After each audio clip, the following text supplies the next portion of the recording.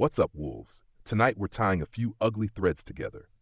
6 Democratic vets telling the military not to follow illegal orders, Donald Trump saying that's seditious behavior, punishable by death, and the same president, with Pete Hegseth at his side, telling hundreds of top generals to get ready for a war from within in American cities.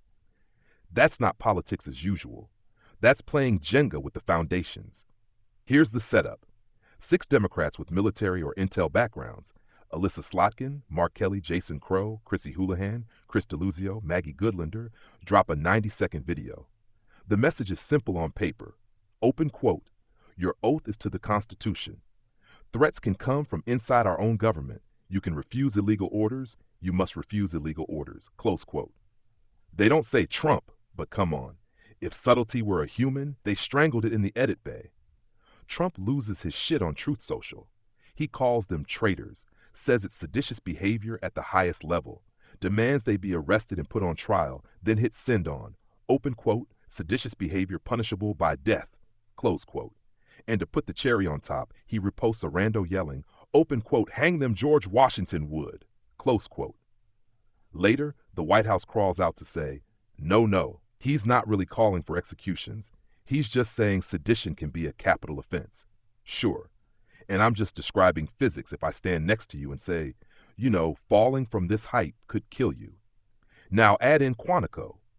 At Marine Corps Base Quantico, Trump stands in front of about 800 generals and admirals and basically tells them the new mission isn't just foreign enemies, it's American cities. He talks about an invasion from within and a war from within, and name checks places like Chicago, New York, San Francisco, and LA as very unsafe and needing to be straightened out one by one. Then he drops the line that should make every civil military nerd's blood run cold. Open quote, "We should use some of these dangerous cities as training grounds for our military, National Guard, but military," close quote. At the same summit, Pete Hegseth, now running what they're proudly calling the Department of War, gives his own speech. He trashes woke culture, DEI, whistleblower protections, tells officers who don't like his direction to resign, and leans into this whole enemy within the city's framing. He's not exactly radiating "we take posse comitatus seriously" energy. So put yourself in the boots of some colonel sitting in that room. On one side, you've got Trump and Hegseth talking about renaming the Pentagon the Department of War, building quick reaction forces for civil disturbances, turning Democratic-run cities into training grounds, fighting a war from within against domestic enemies. On the other side, you've got 6 members of Congress who are also vets, reminding you on video, open quote, "No one has to carry out orders that violate the law or our Constitution. You must refuse illegal orders," close quote.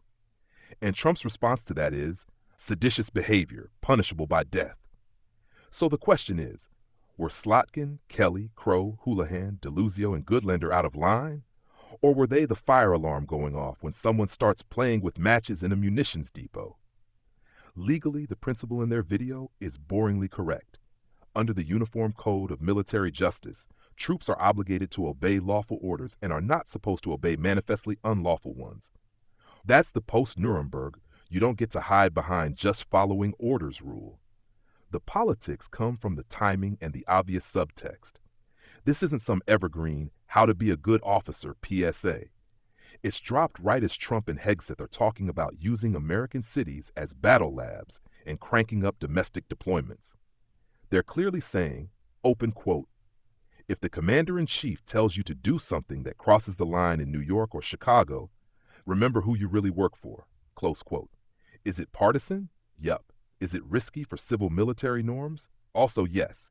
Is it sedition? Not even close. Sedition for real is about conspiring by force to overthrow the government or block its laws. No weapons, no operational plan, no orders to stand down in the face of Trump's chain of command. Just a reminder of existing law delivered with political intent. That's hardball messaging, not a mutiny briefing. Meanwhile, Trump isn't just criticizing them.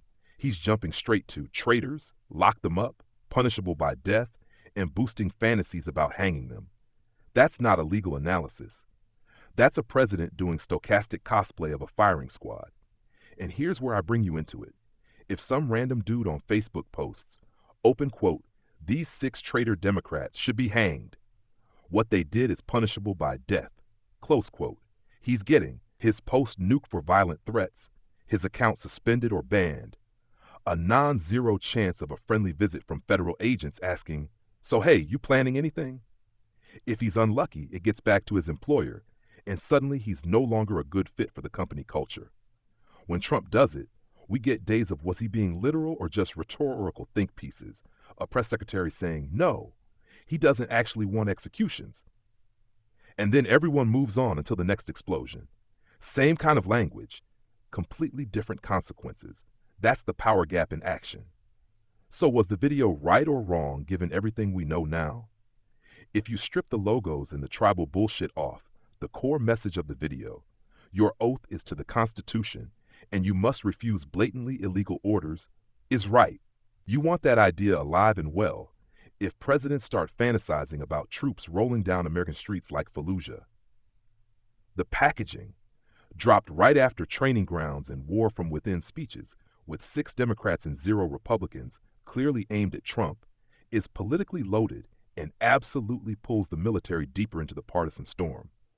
But if I have to force it, in the context of Trump and Hegseth telling the brass to mentally gear up for war in Chicago and New York, yeah, I land here. The video is more right than wrong, principled on substance, messy on optics. What Trump is doing with seditious behavior, punishable by death, is more wrong than right, reckless, escalatory, and the kind of talk that, in the mouth of a regular citizen, would get you slammed by both platforms and law enforcement. The Democrats are playing weaponized civics. Trump is playing weaponized menace. And I'll say the same thing I always say. I'm not on Team Blue. I'm not on Team Red. Dark Wolf doesn't have a party, doesn't have a political affiliation, doesn't have a crush on any of these clowns. I'm here to point at the game they're running and say, this is how they're messing with the guardrails that keep guns and law and political power separated. If you have a story you want me to break down, post it in the comments. And as always, be sure to like and subscribe for more content. And remember, this is Dark Wolf, signing off.